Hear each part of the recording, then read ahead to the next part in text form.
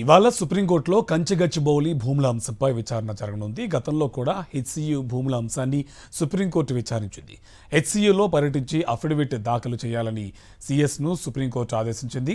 ఇప్పటికే అఫిడవిట్ దాఖలు చేశారు రాష్ట్ర ప్రధాన కార్యదర్శి శాంతికుమారి. కంచెగచ్చిబౌలి భూములు ప్రభుత్వ భూములేనని అఫిడవిట్లో పేర్కొన్నారు సిఎస్. ఈ భూముల్లోనే యూనివర్సిటీ, మరికొన్ని ఇన్స్టిట్యూట్లు, బస్టాండ్లు ఇలా ఎన్నో వచ్చాయని సుప్రీంకు తెలంగాణ ప్రభుత్వం తెలిపింది.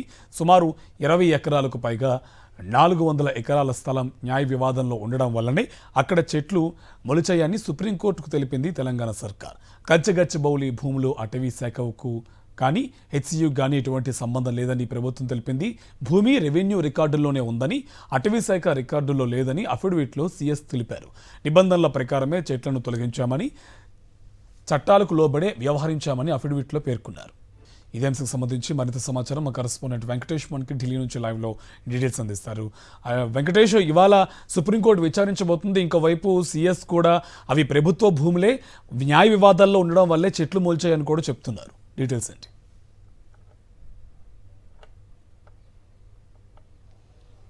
వివాదాస్పద గచ్చిబౌలి భూములపైన ఈరోజు సుప్రీంకోర్టులో విచారణ జరగబోతోంది. జస్టిస్ బిఆర్ గవాయ్, జస్టిస్ విశ్వనాథ్తో కూడినటువంటి ధర్మాసనం ఈ కేసును విచారించబోతుంది. సో ఈ కేసులో ఎలాంటి తీర్పు రాబోతుంది, ఎలాంటి నిర్ణయం రాబోతుంది అనేటువంటి ఒక చర్చ కొనసాగుతుంది. ప్రధానంగా ఈ కేసులకు సంబంధించి ఇప్పటికే అఫిడవిట్ దాఖలు చేయాలని రాష్ట్ర ప్రభుత్వాన్ని సుప్రీంకోర్టు ఆదేశించింది. అయితే ఈ భూములు అటవీ భూములు కావని, ఫారెస్ట్ భూములు కావని, ఎక్కడ రెవెన్యూ రికార్డులో గానీ ఫారెస్ట్ రికార్డులో గానీ దీన్ని ఎక్కడ కూడా నోటిఫైడ్ ఫారెస్ట్ గా అభివర్ణించలేదని క్లియర్ గా రాష్ట్ర ప్రభుత్వం అఫిడవిట్ దాఖలు చేసినటువంటి నేపథ్యంలో సుప్రీంకోర్టు ఈరోజు ఎలాంటి నిర్ణయం తీసుకోబోతుందన్నది చాలా ఆసక్తికరంగా ఉంది. ఇప్పటికే ఈ మొత్తం భూములను వేలం వేసి దాని ద్వారా వచ్చేటువంటి ఆదాయంతో అక్కడ పెద్ద ఎత్తున హైటెక్ సిటీకి ఎక్స్టెన్షన్ ప్రాజెక్టులు తీసుకురావాలని ఈ రాష్ట్ర ప్రభుత్వం భావిస్తున్నటువంటి నేపథ్యంలో అకస్మాత్తుగా సుప్రీంకోర్టు బ్రేక్ వేసినటువంటి పరిస్థితి మనం చూసాం. ప్రధానంగా 3 ప్రశ్నలు సుప్రీంకోర్టు రాష్ట్ర ప్రభుత్వానికి సంధించింది.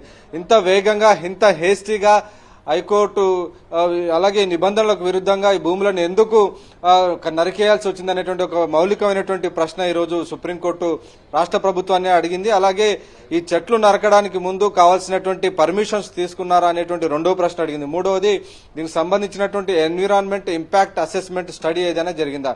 సో ఈ 3 ప్రశ్నలకు జవాబు ఇవ్వాల్సిందిగా రాష్ట్ర ప్రభుత్వాన్ని ఆదేశించింది. సో ఆ నేపథ్యంలో రాష్ట్ర ప్రభుత్వం అయితే తాము నిబంధనలకు లోబడి మొత్తం వ్యవహారంలో రాష్ట్ర ప్రభుత్వం వ్యవహరించిందని చెప్పింది. సో అక్కడ ఎక్కడ కూడా జంతువులు గానీ ఏవీ లేవు. కేవలం 20 ఏళ్ల పాటు ఆ భూములను వినియోగించని కారణంగా అక్కడ ముళ్ల పొదలు పెరిగాయి తప్ప భారీ ఎత్తున ఎటువంటి వృక్షాలు లేవు అనేది ప్రధానంగా రాష్ట్ర ప్రభుత్వం చేస్తున్నటువంటి వాదన.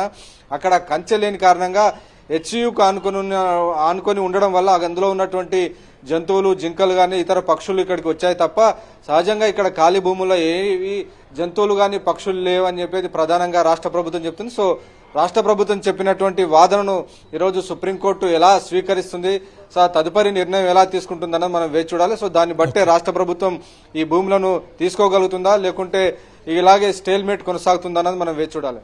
Right, thank you Venkatesh.